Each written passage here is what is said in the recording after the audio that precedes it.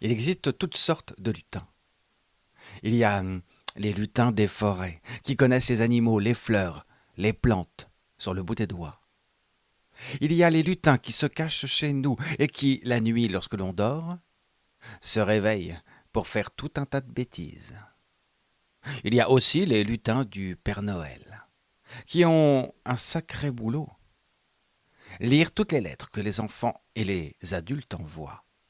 Les ranger, les trier, les classer. Fabriquer les jouets, les emballer. Charger le traîneau. Ça, c'est du boulot. Mais ce que vous ne savez peut-être pas, c'est que les lutins ont sur la tête un drôle de chapeau, et que ce chapeau est chargé d'une magie.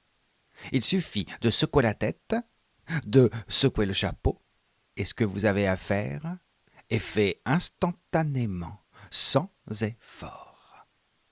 C'est peut-être pour ça que là, au village du Père Noël, il y a un lutin qui est assis sur sa chaise et qui regarde tous les autres lutins travailler.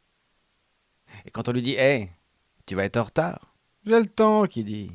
J'ai mon chapeau. Lui, cette année, son travail à lui, c'est d'emballer tous les cadeaux. Pas compliqué. J'aurai juste à secouer la tête et en quelques secondes, tout sera emballé. Tu vas être en retard, mais non, vous inquiétez pas.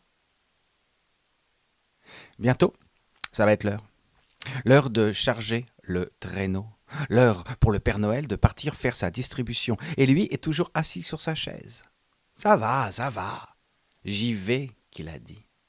Alors il s'est levé. Il a été vers la maison du Père Noël. Et là, il y a un coup de vent. Un coup de vent qui a arraché son chapeau et qui a été le mettre tout en haut du clocher de l'église. Eh, si j'ai pas mon chapeau, les cadeaux seront pas emballés et le Père Noël va pas partir. Pourquoi je me suis pas pris plus tôt? Comment je vais faire pour récupérer mon chapeau? Alors tu sais, quand t'as fait une bêtise, eh bien, la meilleure solution, c'est de le dire, c'est de l'avouer. Alors il s'est mis en route pour aller voir le Père Noël pour lui dire Père Noël, je suis désolé, les cadeaux, ils seront pas emballés et tu seras en retard. Mon chapeau est là-haut, en haut du clocher de l'église.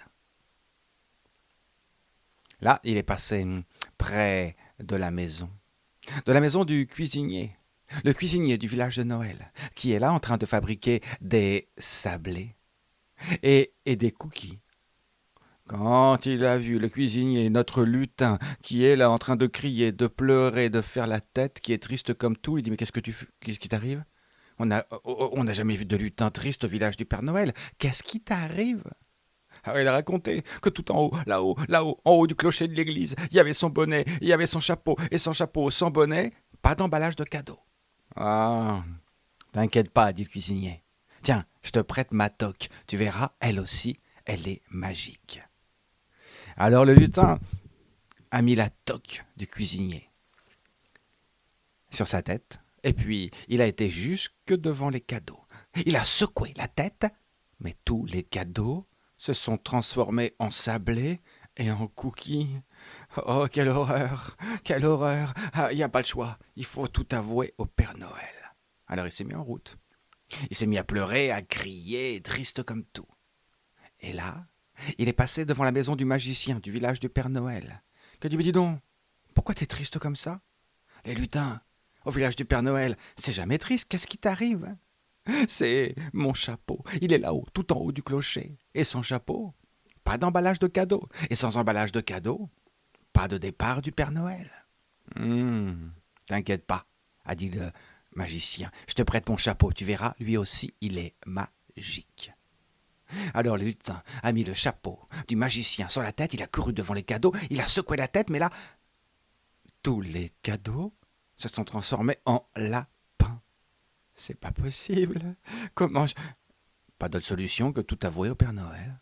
Alors il s'est mis en route, il a pleuré, il a crié, triste comme tout. Et là, il est passé devant la maison de la bonne fée du village du Père Noël.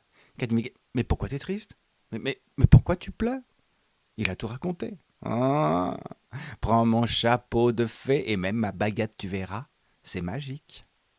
Alors le lutin a été jusqu'au cadeau, chapeau sur la tête, baguette à la main, il a secoué la tête, il a secoué le bras, et peut-être que cette fée était peut-être plus sorcière que fée.